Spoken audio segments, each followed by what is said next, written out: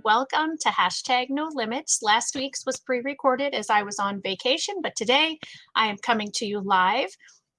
#NoLimits is about people who society has placed limits upon, but who have busted through those limits. Ophelia says in Hamlet that we know who we are, but not who we will become. And I believe that 100%.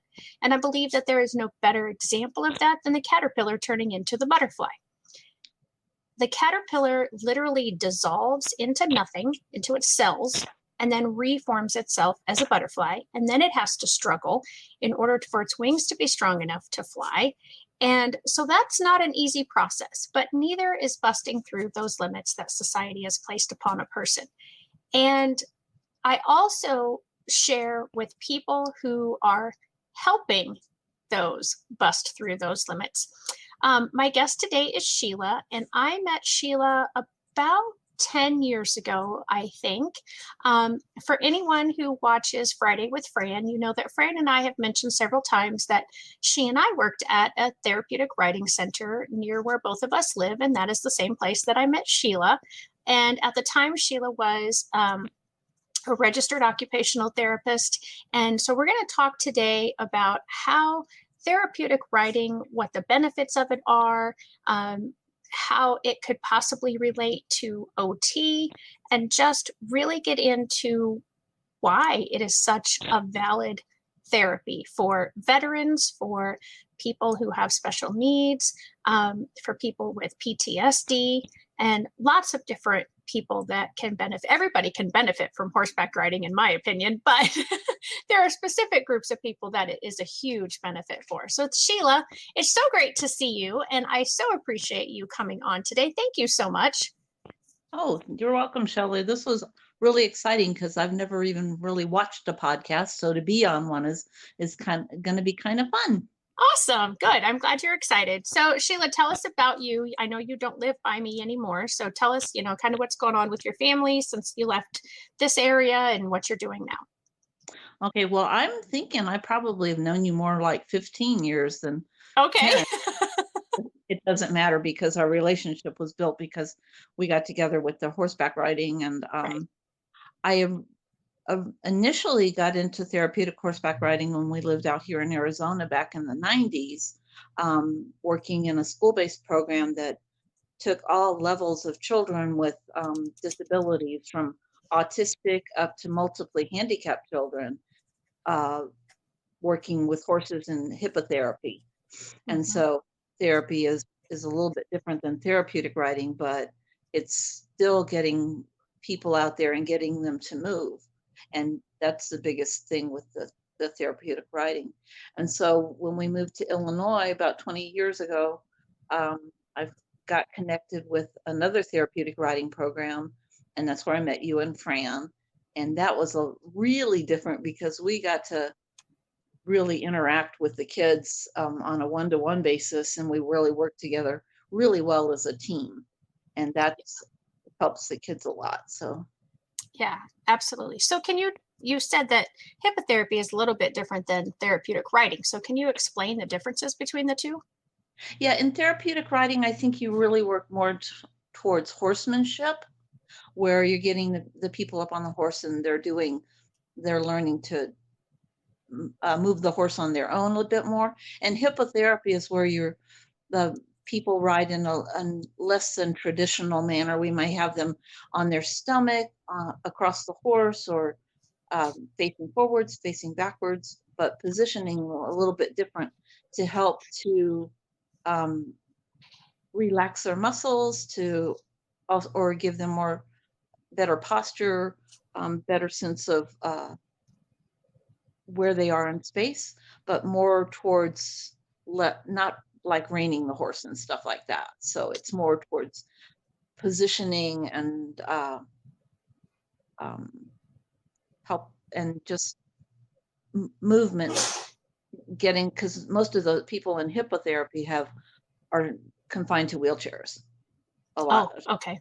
So these are more mobility challenged individuals.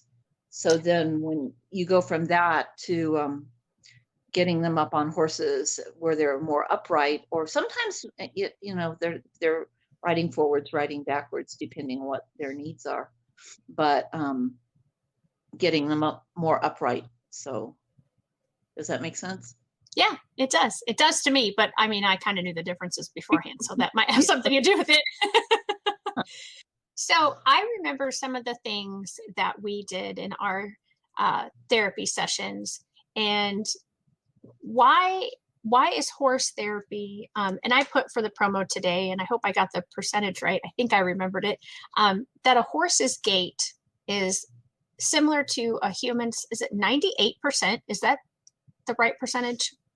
I That's not in my field of expertise, Okay. so I couldn't tell you that. I couldn't tell you that, but I can tell you that when people are upright on a horse and you can see the way their body moves with the way the horse moves, and I know the length of stride would make a difference in how that person, their body perceives the movement. Right, right. So some of the things that I remember doing with some of our riders was like they would ride. Um, they didn't always necessarily have a saddle, a typical saddle. So Fran says hi. Hi, Fran. She's joining us today. So welcome, Fran. Glad you could join us. So tell us what that, I believe it's been so long, but I think it was called a surcingle. Oh, uh-huh. Yeah. So can you describe kind of what that is and what its purpose is compared to having a typical saddle? Okay. A lot of times we would get the clients on the horse on a, a horse blanket, so Mhm. the horse is protected from, you know, like they need to be. And so there would be like a pad and then the a horse blanket of some sort. And a surcingle is a device that they can use to hold on to the rider. Instead of having reins, it gives a place in front of the rider or wherever that they can hold on to without feeling like they're going to fall. So I think there's probably, there's ones I think that are single surcingles that have like one, and then maybe another one that has like two on it. So it gives you handlebars in the Basically. front of, yeah. So it gives you something to hold on to. And then they can, we can work with them and doing different activities while they're using that for some support. So I was trying to find quickly. I just did a Google search of therapeutic riding images, and I was trying to see if one of the images that I pulled up had a surcingle on it just to kind of show the difference. But it looks like a lot of the, oh, this one, I don't know how well this It's kind picture's. of like what, you know, when you see horses in a circus Mhm. with riders on them and they have a little thing in front of them to do their balancing and holding on to. It's kind of like something you might see in a circus with a bareback rider. Yeah, yeah, that's a good way to explain it. It's weird. I keep pulling up pictures that I'm seeing when I do the image search, but then when I go to try to look at a particular image to pull that one up bigger, then it's not letting me. So I guess our viewers will just have to search it up Google on their own. So you talked in your introduction about the differences between the two therapies, and you talked about the rider maybe sitting in a different position, not necessarily facing forward. Um, and you talked about, to kind of help them find where they were in space. Can you talk about that a little bit more, kind of tease that out a little bit as to what that means exactly? Sure. When we move in our environment, when we're walking or, just sitting or whatever, our body has a sense up in there in our brain that helps us to know where we are in space. So like if you're walking, you have a sense in your head, it's something you don't have to worry about, but your body automatically does it, about where your body is and how you're relate to the things around you. So like, you're walking in your kitchen and you come up by a cupboard and you bounce next to it. It's like, oh, that's there. So when you're on a horse, and if you're not quite sure how your body relates to the area around you. So sometimes, people who have had head injuries, or they just have, their brain doesn't work quite the same as ours do. They just can't, they bump into things. They don't always see things around them because they're trying to focus on different things, but they're just working just to keep from bouncing off into stuff. And so when you're on a horse, it moves your body in different positions and allows you to just sense movement. Like, okay, so you're on the horse and the horse is walking forward and backwards and your body's moving with it. But sometimes people who have mobility issues don't have that freedom in their body to move around. So they get kind of stuck where they are. And so when you're on a horse, it really there's nerve receptors in our body, which is kind of complicated. But when you're sitting or you're moving, your body senses that, like, say you're sitting in a chair. So because your butt's down and your feet are down.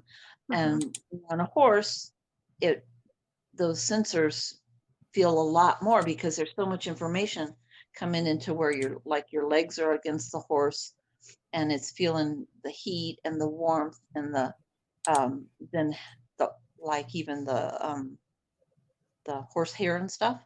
So those are the different sensory organs that are in your skin. So like heat and touch, and or temperature and touch, and just pressure. So when you feel, you've got your legs around the horses, you're feeling pressure in your legs.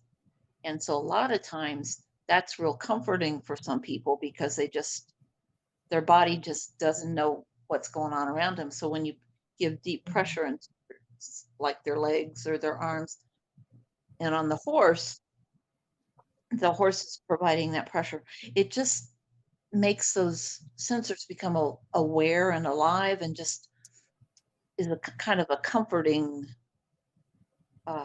sensation for a person. Yeah. And hi, Alex. She says, hi from New York. Hi, Sheila. Don't know if you remember me, but I remember you. You were always great with Mr. Man. And Okay.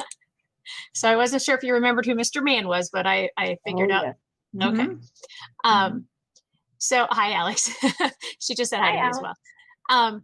So you talked about the heat that comes from the horse. And I recall that sometimes we would have riders at the beginning of their sessions, and they would just be their muscles would be really, really tight, and they would be really rigid.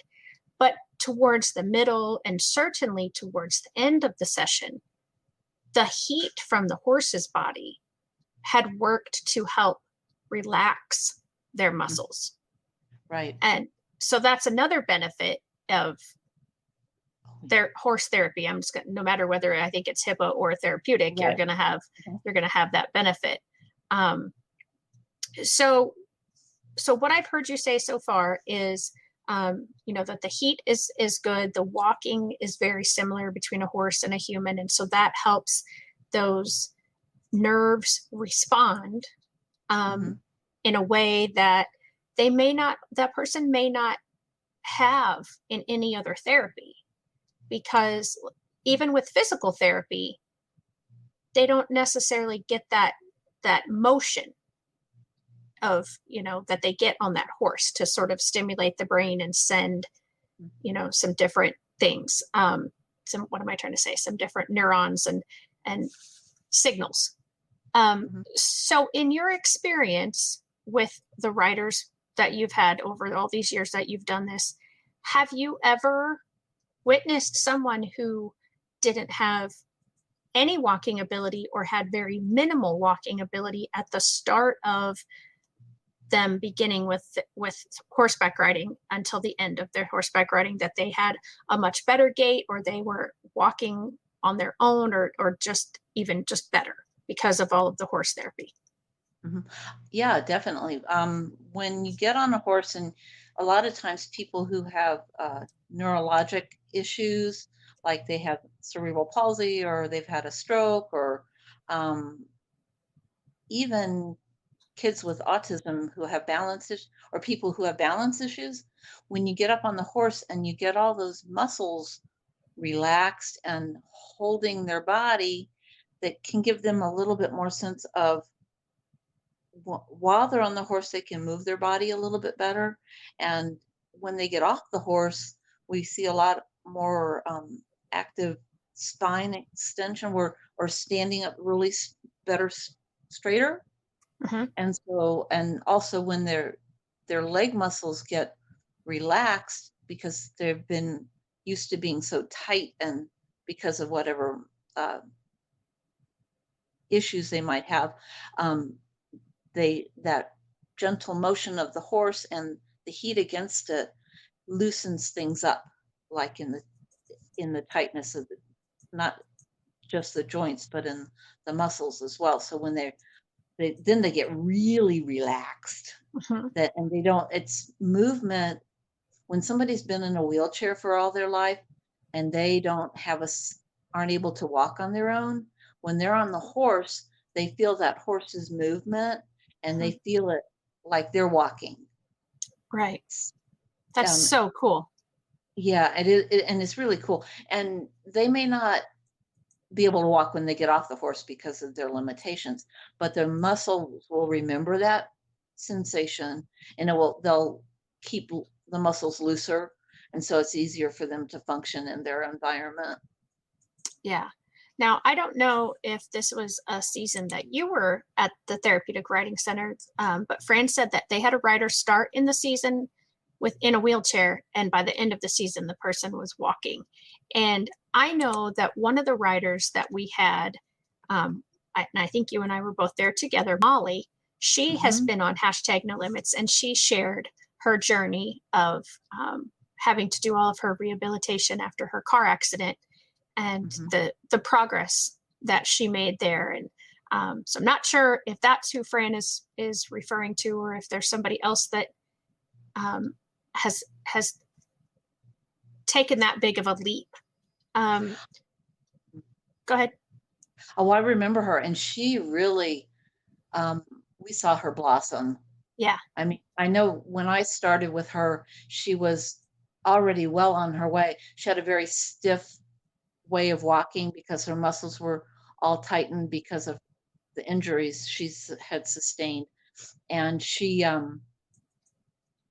would couldn't always move her body the way she wanted to Uh-huh. because the tightness in her muscles and her spine and everything. But when she was on the horse, you could just see her muscles relax, and Yeah. she in her legs and her arms, and she had better control. And so Uh-huh. when she get off, she would be tired, but those muscles were looser, and she was able to um, walk better and get around a little better. Right. And so someone else that's been on the show that had been out there is Rachel. Do you remember Rachel? Um, Yes. Uh-huh. and so I know and Rachel's been wheelchair bound pretty much her whole life, if not her whole life.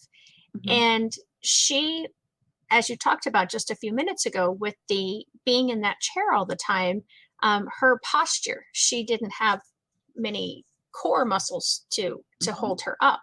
But over the years of her riding, I have seen some pictures in the last couple of years where when I was out there with you 10, 15 years ago, whatever it was, we really had to hold on to her Hmm. as her sidewalkers to keep her on the horse. And um, I don't know how it went last year with the pandemic, but I know I had seen a picture at least the year before.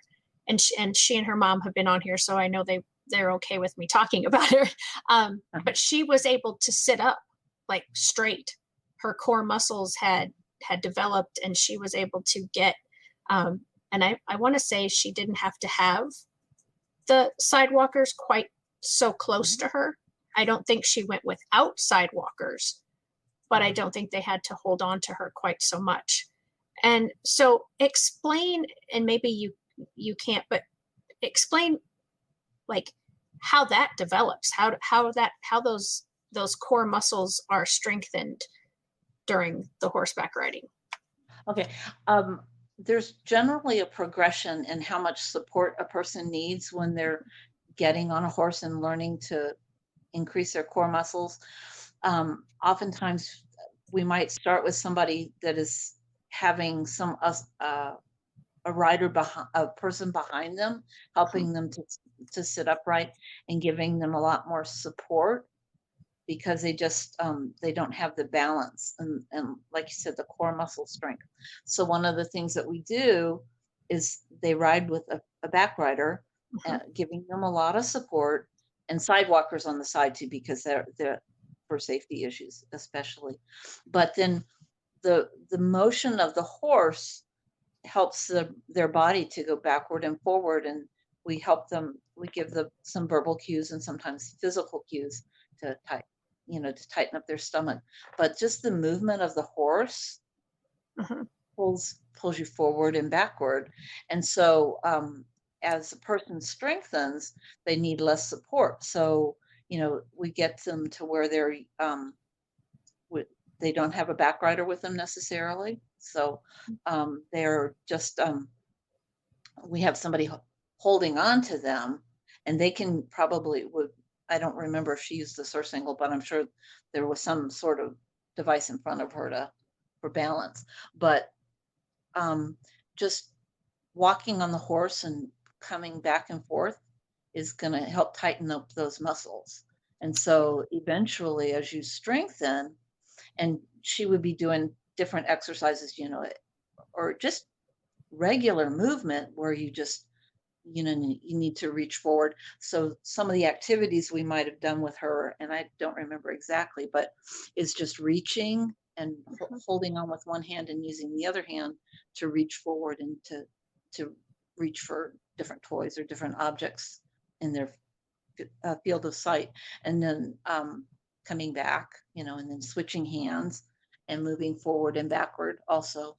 And so then the sidewalkers are the people that are on either side for protection and for helping with balance. But then you get to a point where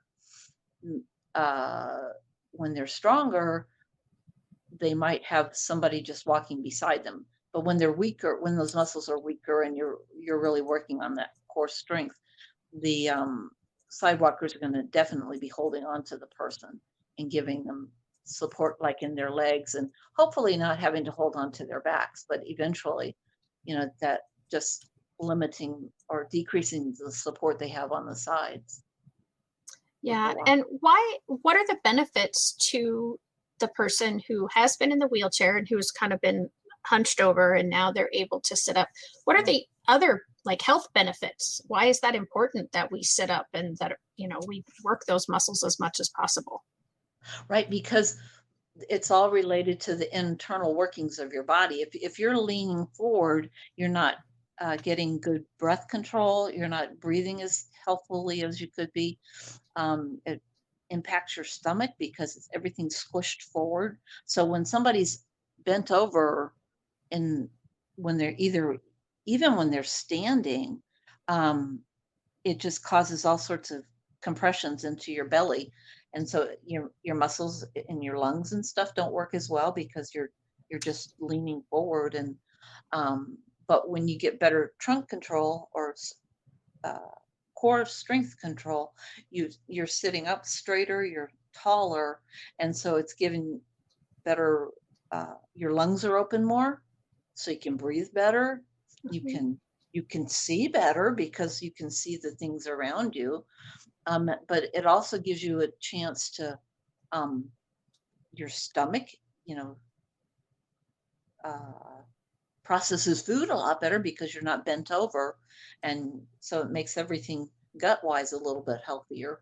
And then it also just makes you feel better because you can see what you're doing, and you can even increase your physical activity, because if you're not bent over and your shoulders aren't hunched, then you can reach out and you can reach for stuff, and you can just do things better for yourself. Right. So we've talked about the balance. We've talked about the core muscles. We've talked about how it helps with walking. What other benefits are there to therapeutic riding or hippotherapy? Well, just the social aspect too. I mean, you've got all these people around you and they're focused on the rider, and it gives them a real sense of uh, worth. It makes them feel like, wow, I'm a really special person. And these people are really helping me out and they like me a lot and they're helping me to do stuff. And because of them, I get to, I shine. Mhm. I shine. People are looking at me saying, whoa, look at you go, girl. And you are just a phenomenal person. Mr. Man was one of those people. He would just shine. He would shine and he would be so happy. And we would do a lot of singing and stuff like that just to increase their vocal their vocalness, Mhm. because we sing and would integrate different, sometimes uh, letters and numbers and stuff like that just to increase their um, their thinking skills. But we would sing songs that they would know, and they would just the kids and the writers would just bloom and blossom, and they would just sing, and it would make them so happy. So I think the social aspect, and for parents to see their or family members to see those special people out there on horses, um, just they would be so excited, and I think that helps them also with their family life, because the social aspect of family. And sometimes these people are from families that have lots of other quote unquote normal kids or normal family members that don't have the special needs. And the special needs child, when they're out in the community, doesn't always get the same attention as the Right. other family members. So this really gives them a chance to shine. It's their band or their cheerleading squad that they're at, as Right. opposed to other family members. So I think it just gives a more chance at normalcy for that. And it gives the family a chance to interact and see what the special person can do. Yeah, and I really like that analogy that this is their extracurricular. This is their band, this is their, cheerleading, this is their sport, whatever. Because not only do, at least in the experiences that I had, not only do they get that attention from their team, but when they're waiting for their turn or after their session is over, there's other riders that may look like them in the sense of maybe there's other people in wheelchairs, or maybe there's other people that are using AFOs, or maybe there's people who, don't speak as well, and so they're around people that they probably wouldn't have the opportunity to get around if they weren't doing this type of therapy. Right. Well, and I can remember one young man we had who had an artificial leg. And so a lot of things that we did to get him ready to be on the horse is Uh-huh. he got to be involved in grooming the horse too. So that gives them an activity that, and it gets them used to being around a horse and stuff. So when they're out, if they might be somewhere where there are other horses and stuff and other riders, they can be involved in the grooming and they can see other people doing that as well. And so they get um, work a lot on their balance, and that gives them a functional activity as well. So I think that's the other thing, is it just gives them a chance to do more functional activities, because other than we don't just focus on being on the horse. Oftentimes we'll have the rider help to groom the horse, and they get to see other people doing that as well, people with other disabilities, like you said. So Right. And so can you, I don't know if you're still doing this on a regular basis enough, but could you kind of walk through what a typical session that you've been involved in is like? okay, yeah. What we would do initially is we would bring the rider has their sidewalkers with them, and they come up to the horse that they're going to be on, and they pet the horse and they get to know him, and usually they've already been on the horse before, but the riders will get a helmet to put on for safety, and depending on how much support they need, they'll there's sometimes a little step that they have to step on to get up onto the horse if if they walk by themselves. Um, but other times we may have to have them walk up to a platform, and it takes more people to get them onto the horse. But after they've been introduced to the horse and they're seemingly comfortable with the horse and everybody's comfortable with the safety of the rider, will help them to get up on the horse, either sometimes with a mechanical lift, or sometimes we would have to physically lift the person onto the horse and get them on there. Or other riders that were more independent would be able to stand on this platform that was on that the horse would walk into with somebody leading the horse, and they could be able to step and swing their leg over the horse, or however we needed to get them on. Sometimes the position, depending on how tight the person was. Like with Molly, she would need a lot of support to sit on the horse and then to swing her legs over the side because of her muscle tightness and stuff. But once you get the horse on, the person on the horse, The rider on the horse, not the horse on the rider. hopefully that second thing doesn't happen. Right. We've had some issues, but once you get the person on the horse, and depending on what kind of device they need, sometimes we would put them in regular saddles that would give some support, or often, mostly, I think we use the blanket and the surcingle, just because it allowed for better movement. And I think Molly, she may have even used a smaller saddle. I don't remember exactly. Yeah, But I can't remember either.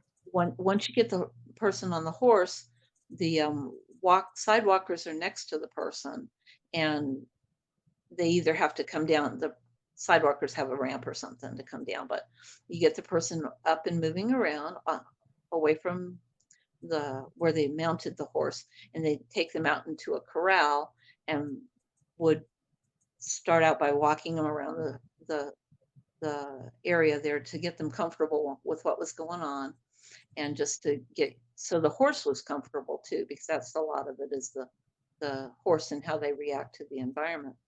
But then you get the person who's riding. There'll be a plan of action, what's going to happen that day, what we're going to work on, and like their balance, or just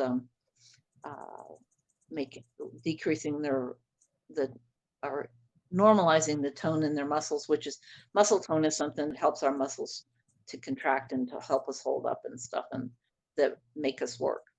But oftentimes people are like Molly had a lot of extra tone in her legs and her arms, so the being on the horse would help her to relax. So once we get them to where they're at a relaxed stage, then we'll follow up with a program of reaching, and depending on what the person was, their needs were, we would work on side to side movements or front to back movements, and sometimes we would even turn them backwards so that they would get a different sense of where the horse was going, and work on their muscles in a different way. But then we would have the lesson, and then when usually 20-30 minutes maybe, and then they would come out of the area where they were walking with the horse, and then they would dismount, and with the sidewalkers and the safety people around them. And sometimes we would get to have them involved in brushing the horse and cleaning them up a little bit, because there's so much involved in taking care of horses. Right. So they would do that, and then at the end, as they were leaving, they would get to give the horse a treat, and that was always a fun thing. So because the horses would know the treat was coming, and they were really excited, and the rider would get excited too. It's like, oh wow, look, look what Friday gets to do, or whatever I can't remember the horses' names, but Right. um, they would get so excited because the horse would get a treat. Yeah. And so, and like I said, sometimes we would get them involved in grooming them afterwards just to get the sense of where the horse was. And that's why doing it to begin with helps too, is Mhm. giving them a sense of where the horse is and what the horse is all about. And at the end, just they get to love on the horse, and the horse, then we don't want the horse to love on them too much, because that could get a bit sloppy. But Right. the and then they would proceed off the where they dismounted and go back to like where their family was and stuff like that. Yeah. And so you were talking a lot about reaching and um so why again explain because I remember learning about crossing midline. So Oh, it wasn't always just reaching forward and backward. It was also why is it important to cross the midline is the center of your body basically. So why is that important to be able to do that and what does that help stimulate in a person? oh, lots of things. It helps your eyes, especially because it gives you a sense when you follow your hand from one side of your body across to the other, you're seeing your eyes are following it as well.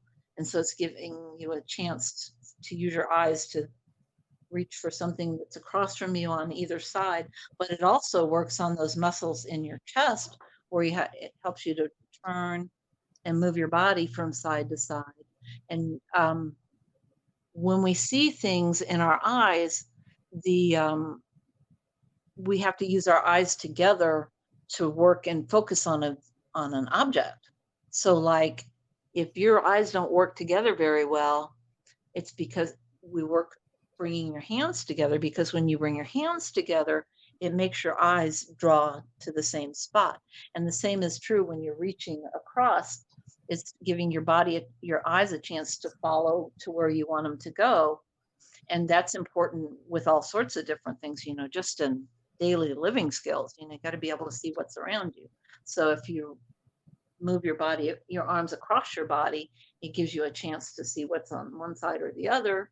But then you also are working your hands together to do stuff in the middle at the same, in between. So.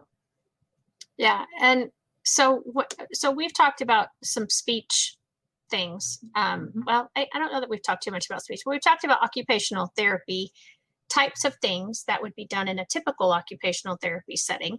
We just finished talking a little bit about physical therapy that, a lot of the things that you can do on a horse that would have been done in a typical PT session and the speech.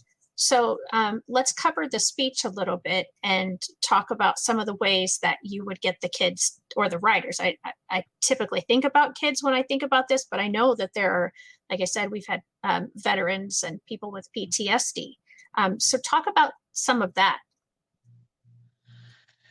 Not being my real field of expertise, but one of the things it does with people, like I said before, you're working more on uh, their core strength and their ability to sit up and to react around them. So what it does, it helps your breath control, because if you have problems with breathing, like people with asthma and other lung issues, you got to work on building up your endurance in your lungs, just like you do in your the rest of your body. And the same thing applies when you're trying to work on speech.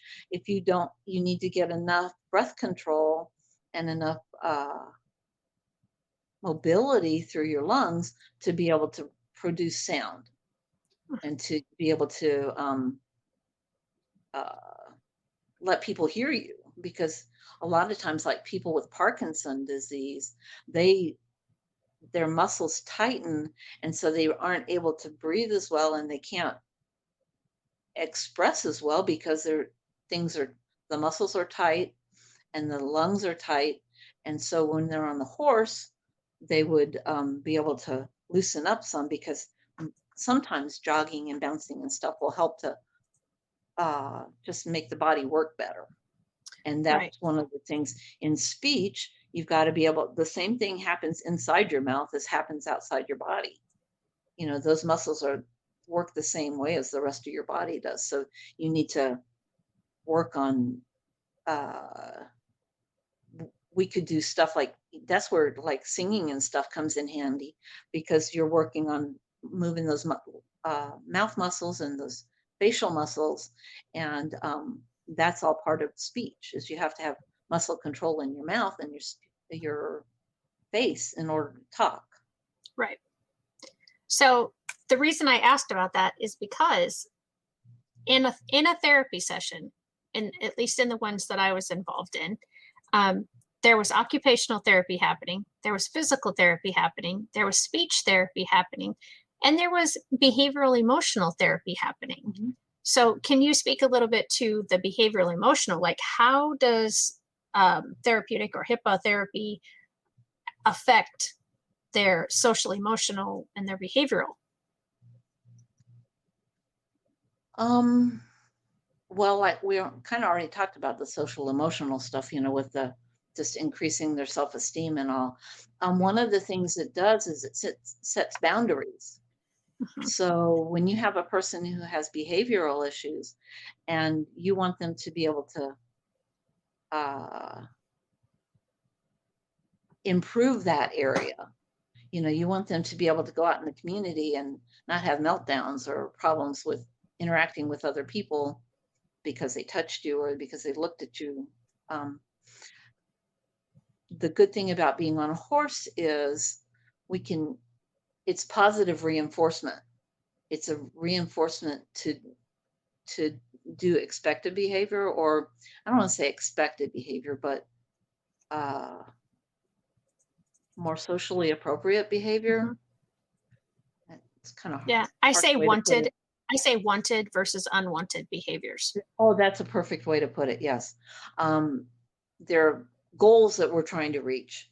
Mhm. So they have these wanted behaviors, and it being on a horse and doing those kind of things gives better eye, uh,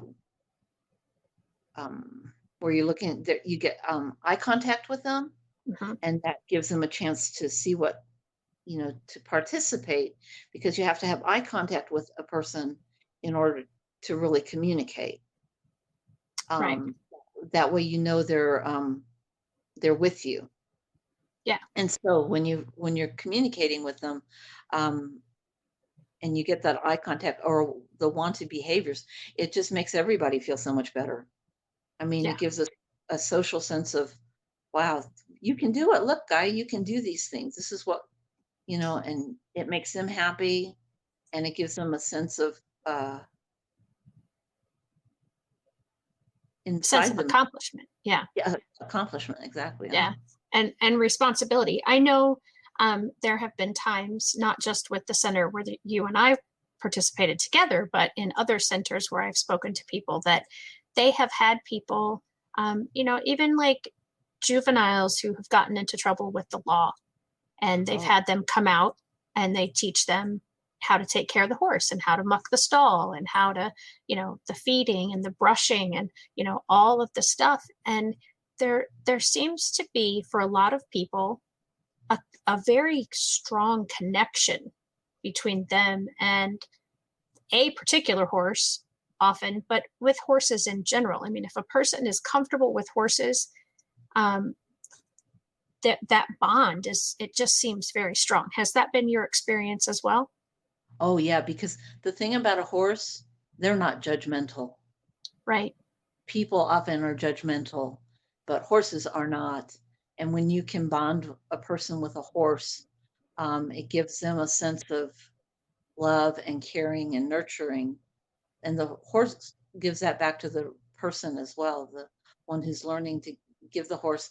And it gives you something functional to do, and and it makes you feel good. It makes that person who's maybe has never had trust in another individual, they Yeah. can trust this horse, and they can trust the the horse trusts them.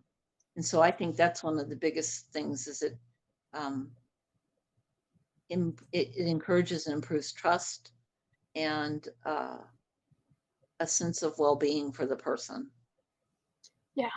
I've been around horses most of my life. I had um, someone who owned horses, and they just lived up about maybe a block or so from my house. And so growing up, I was always at their barn, and they would always just let me be in the pasture with the horses or be in the corral with the horses. And I've just always had such a love for horses. And then when I became an adult and developed this love for people who learn differently, or who whatever is the right way to say that now. Seems like every day it changes, but um, working at a therapeutic riding center just really put two of my loves together. And I absolutely was thrilled to be part and to see the change in some of the riders. And so you've done this longer than I have, and you've had experiences outside of the therapy center that we worked in together. So I want to give you a little heads up. I want you to tell some of your favorite stories or your favorite experiences. So can you do that off the top, or do you need me to talk for a minute and give you a chance to think about it? I'm Well, I think one of our little people, I think it was Rachel. She's just a little fireball, mhm, right? She's got, she's the one with the big, beautiful eyes, right? yeah, Yeah. And her parents are so supportive, and her dad right. also, right? Yep, yep. She would just giggle. I have just seen, and that's the thing about her and some of the other writers, the ones that don't always have the same verbal responses as other people. Mhm, We just do something, and she would just get so tickled by it, she would just giggle the whole time. yeah, And then there was another one that was very much the same way. We would start singing, and she would just blossom. And it was really cool. I really enjoyed it. And then when I've worked with my more multiply handicapped individuals, not necessarily there, but in other places, they just they just melt, and they just love the way it feels being against, laying on their bellies against a horse, because it just gives them such a sense of relaxation and yeah, just enjoying being there.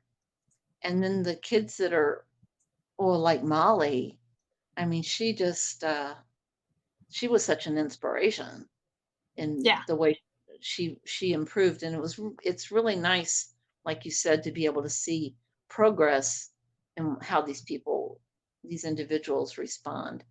And I would like to get to some point where I work.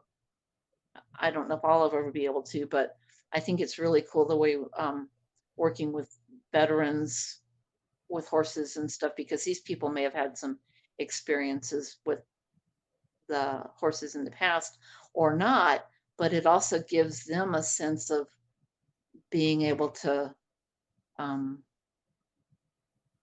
enjoy life. yeah, And I think that's the thing. These, like Rachel, she was just a sweet thing. She yeah, is a sweet thing. And you could just see in her face how much they enjoyed it and how much they loved being there and yeah, participating. yeah. So what experiences, wait, is that what I want to ask? I'm looking at our time, and we have about 10 minutes to go. So I want to make sure that we cover everything that we can. And so, what experiences have we not talked about? What benefits have we not talked about? Are there any in either category that we haven't discussed? Um, I personally, if there's a place around you that is watching today that has a therapeutic writing that you could become involved in, whether you become involved as a volunteer, as I did, whether you need to be a writer, I strongly recommend it, because, as I said, we talked about speech therapy, occupational therapy, physical therapy, behavioral therapy, vision therapy. I mean, it's all rolled into, and there's academics involved. Oh, yeah.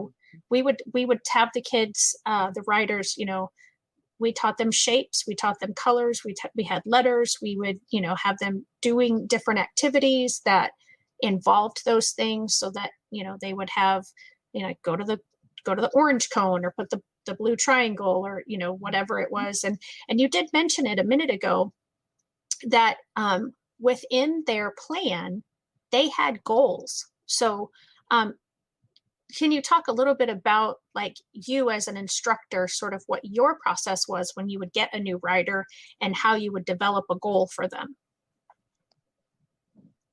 Okay, give me a minute here. Oftentimes we would, not necessarily where you and I work together, but we would get their IEP, like you Mm-hmm. work with, from the education, from the school therapists, to figure out what things they needed to work on, as far as like cognitive or educational issues, as well as speech and PT and OT. But we would build goals, because we, on a realistic point, sometimes we had to send stuff like to insurance in order to get funding for some of these riders. And there is a financial issue with that, but I never really worried about that. But our goals were to help improve their quality of life, and their mobility, and their ability to interact with other people. And I think, is that where we're headed? I think Yeah. that's was a big part of it. So we would start out, when we got a new person, they would come sometimes with some goals and stuff from the other therapists, or from that we would ask the parents, or the caregivers of that person, what things were important for them. Mm-hmm. And the writer could help us with that. We would involve them in that process as well. And then we would come up with quantitative ways. Does that make sense? Yeah. Things that we can measure Mm-hmm. to their progress. So Right.